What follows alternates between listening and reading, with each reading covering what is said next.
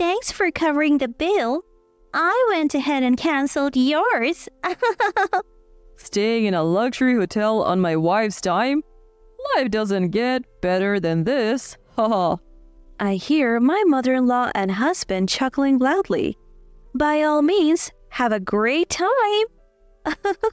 Their laughter suddenly stops when I say this with a smile. You're weird. Don't you realize we tricked you? Wouldn't most people be upset? I haven't been tricked at all. You see, I haven't paid a cent for this trip. My name is Laura, a 32-year-old housewife. I met my husband James through work. He was a client, and we had worked together several times when he invited me to dinner. Since we were the same age, we quickly found common interest and hit it off. We started going out for meals and dates, and before long, we began dating. Fast forward 1 year and we were married. We have now been married for 2 years. But that doesn't mean our married life has been a continuous honeymoon. At first, James was incredibly kind and always treated me with care. So I put a lot of effort into housework to make him happy. James wanted me to be a stay-at-home wife, so I quit my job and fulfilled that role. Every day, I prepared breakfast, made lunch, and cooked elaborate dinners. I also kept the house clean, doing the laundry and all sorts of chores diligently. Life is so comfortable with you around. You're really helping me out. James used to say that and appreciate my hard work. I was able to give my all each day because of that. However, as we reached the 2-year mark, the spark we had as newlyweds seemed to fade. Lately, I've noticed James growing more indifferent. No matter what I do for him, he doesn't seem to react anymore. Tonight, I made your favorite fried chicken. All right. Was work tough today? Yeah, I guess so. I filled a bathtub for you, so feel free to take a bath whenever. Yeah, whatever. My husband seemed disheartened whenever I spoke to him, offering nothing more than half-hearted acknowledgments. He used to come home from work on time when we first got married, but he's been coming home later and later. He also started going out for drinks without telling me, which often resulted in wasted dinners I had prepared. Is this what they call the 7-year itch? I miss the good old days when we were a loving couple. Was that too much to ask for? But there was another thing bothering me.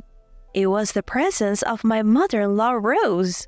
Ever since we got married, she has never been fond of me, always finding a reason to complain. You are so plain. Can't you wear something more colorful? You probably can because your face is plain too. The food you cook is bland and not even tasty, just terrible. I seriously questioned her character, wondering why she was so mean. Whenever we visited my husband's parents, she would bully me and badmouth me endlessly. After 2 years of marriage, she started bugging us about having a grandchild. How can we start a family under such pressure? Yet, she relentlessly pushed me to have a child. My father-in-law did nothing about his wife's bullying. It's like he found it too troublesome to intervene. My husband also turned a blind eye, offering me no protection. I was devastated. I at least wanted my husband on my side. Feeling utterly lonely, I felt unwell one day and went to the doctor. You're pregnant. What? I was shocked, to say the least. I had no idea I was pregnant, but I was thrilled. Having a new family member on the way with my husband filled me with joy and hope for the future. I couldn't wait to share the news with my husband when he got home from work that day. Really? Even my usually indifferent husband was wide-eyed. He was overjoyed when I nodded. Yes, I'm going to be a dad. Thank you, Laura. Yeah. I was happy that my husband seemed interested in me again after a long time. Both my father-in-law and mother-in-law were also happy about the new grandchild, and they were exceptionally kind to me. Since my family lived far away, my mother-in-law frequently came over to help me during my pregnancy. My husband told me not to overexert myself, and I felt as if the kind husband I knew had returned. However, this happiness was short-lived. The turning point came when I shared the baby's gender. When I told my in-laws that the baby would be a girl, my mother-in-law looked very disappointed. You can't even give birth to a boy, huh? With those harsh words, my mother-in-law made her opinion known.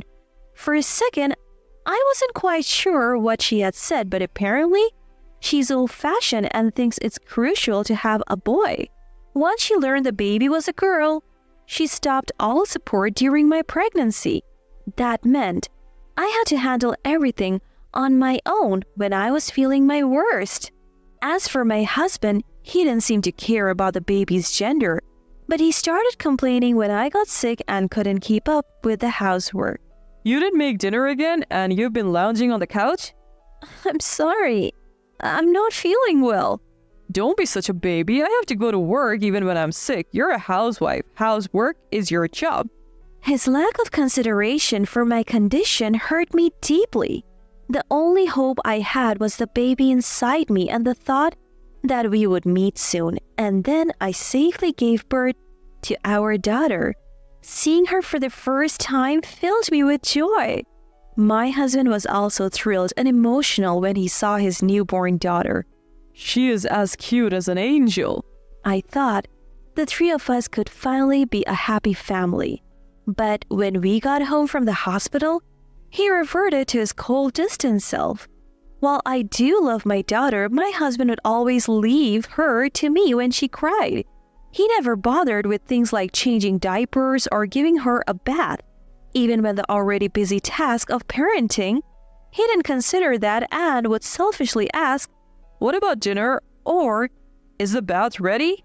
Little by little, I started to lose trust in him. The thought of divorce crossed my mind, but our daughter had just been born and I couldn't go to work. So all I could do was wait until she grew up. The only silver lining was that I didn't have to visit my husband's parents because of the childcare. My mother-in-law wasn't interested in my daughter, so my husband didn't complain when I said I didn't want to go. Time flew by while I was focused on raising my daughter, and before I knew it, she turned 3. As she started talking, my husband became more interested in her. Though our relationship had cooled, I appreciated his effort as a father. But something started to bother me. Over the past year, he had been acting strangely. He started caring more about his appearance. He used to just let his hair grow out until I told him to get a haircut. Lately, though, he's been going to the salon himself and getting stylish haircuts. He's also started wearing cologne and has been shopping for clothes like crazy. I wouldn't mind if he just took an interest in fashion, but he's always so restless. And he's been spending more time on his phone lately. Is he cheating on me? So I started watching him more closely. One day, while he was in the bathroom, his phone was left on the table and it dinged with a new message. I was shocked when I saw the message on the screen. It was from a woman named Jennifer saying, "Looking forward to seeing you tomorrow night," accompanied by a lot of heart emojis. I thought he was supposed to be going out for drinks with his co-workers tomorrow. Was he lying and actually meeting up with this woman? Once you start suspecting, everything seems suspicious. I couldn't shake my unease, so I decided to hire a private investigator. Weeks later, the results confirmed my worst fears. He was indeed cheating. Apparently, it's a female colleague from work. No matter how strained our marriage has been, crossing that line is unforgivable. I started preparations for a divorce. I hired a lawyer and even began searching for a job to support my daughter after the divorce. Out of the blue, he proposed a family vacation. How about we take a trip for Dad's 60th birthday? Sure, have a great time. Don't be cold, you're coming too, right? What? I was shocked. I never expected him to say something like that. What's the deal? You've acted like you're not interested in me. Likewise, you didn't seem interested in me either. Dad's turning 60. We should all celebrate together, so help me out here. I didn't really want to go, but when he mentioned the dates, I came up with a plan. Fine, we will leave our daughter with my sister. Thanks. Also, you can handle the hotel and flight bookings? What? I'm busy on weekdays, so I would like you to take care of it. All right. Really appreciate it. Just put it on the credit card. I'll pay you back later. What? Apparently, there are benefits if we pay by credit card. Well, all right. I was hesitant but came up with a plan for that too. He was delighted that I agreed to handle everything. But I was delighted for a different reason. It's time for revenge for betraying me. About a month later, the day for father-in-law's 60th birthday trip arrived. I drove to the airport with my husband. There, we finally reunited with his dad and mom after a long time. A long time no see, Lara. It's been a while. You haven't changed a bit, still looking plain as ever. And Rose, you're still carrying extra weight. As I see that, the expression in my husband's family goes stiff. What the heck? You can't just say that, how rude. You need to apologize to Mom. Will Rose apologize to me for calling me plain? Why would I apologize? I just stated the facts. So did I. Hey, enough. Don't insult Mom. At this point, I had nothing to lose, so I wasn't hesitant to pick a fight with my mother-in-law. Oh, could it be that you're not overweight but actually pregnant? You look about the same size as when I was pregnant. My apologies for the mistake. What's wrong with you? We haven't seen each other in ages and this is how you talk to me? And you can't even have a son? I really could care less if you call me useless, but for the record, I'm not showing like you are, Rose. I keep provoking her and my mother-in-law storms off saying, I can't stand to look at your face anymore. My husband says, Cool it. Take some time to clear your head. And walks away with his parents. With a few hours to kill before the flight, they probably went to some cafe. I was relieved to have some time to myself, so I hung out at a coffee shop. Then my husband texts me, Come to the gate soon. When I arrive, I see my mother-in-law leaning on my father-in-law. What's going on? I ask my husband. She got dizzy from being so angry at you. He says, Could you get some motion sickness pills? She might get sick on the flight. Right now? Won't we miss the flight? We're fine. I'll watch your bags. Go get it. All right. I step away, suspicious. Understanding they were up to something, I moved just out of sight and then went upstairs to observe my husband and his parents from the second floor. Sure enough, my mother-in-law immediately moved away from my father-in-law and was cheerfully chatting and laughing with my husband. Faking it, huh? My husband and his parents then left my bags right there and headed for the gate. I quickly went back to collect my bags. Can't just leave them, they'll get stolen. A few minutes later, my husband called me. I answered the phone while watching them disappear through the gate. Where are you? We decided to go without you. What? It's what you get for disrespecting Mom. My mother-in-law grabs the phone. Thanks for the payment. We canceled only your ticket. Staying in a fancy hotel with your money will be so sweet. I heard my mother-in-law and husband burst into loud laughter. They probably never intended to bring me along in the first place. Well, I never planned on going either. Enjoy yourselves, all right? When I said that with a smile, their laughter suddenly stopped. You're strange.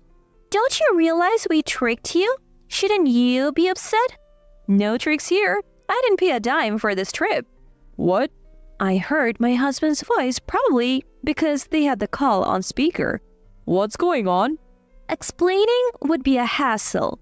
So I'll tell you later. Bye. I said that and hung up the phone.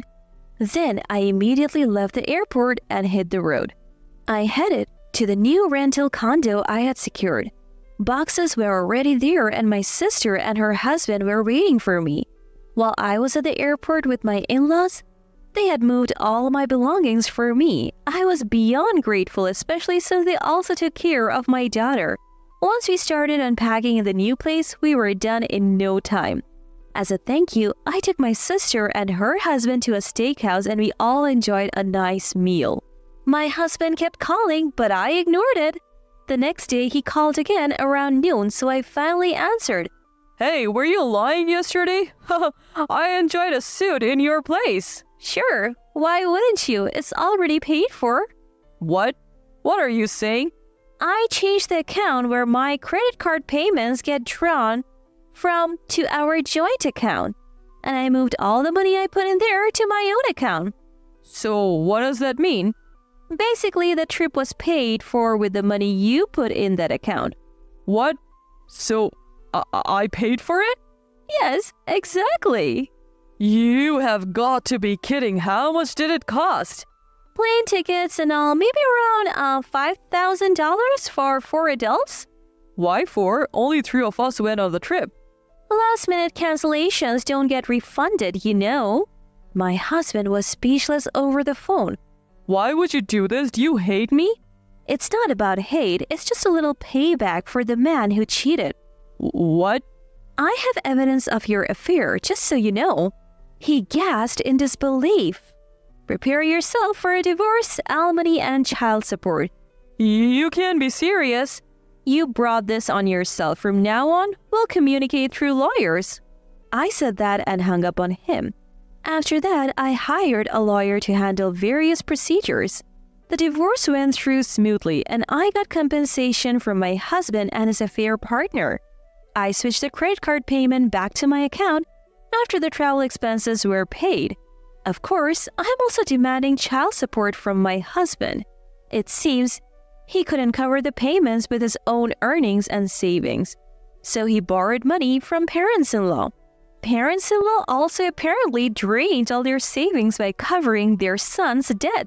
Now, my husband has moved back in with his parents and they seem to be living a poor life together. Serves them right. I have no intention of letting my daughter meet her ex-father, and I haven't told him where we have moved. Marrying such a terrible man is regrettable, but I'm grateful for the opportunity to have met my daughter. From now on, I plan to live happy days just with my daughter.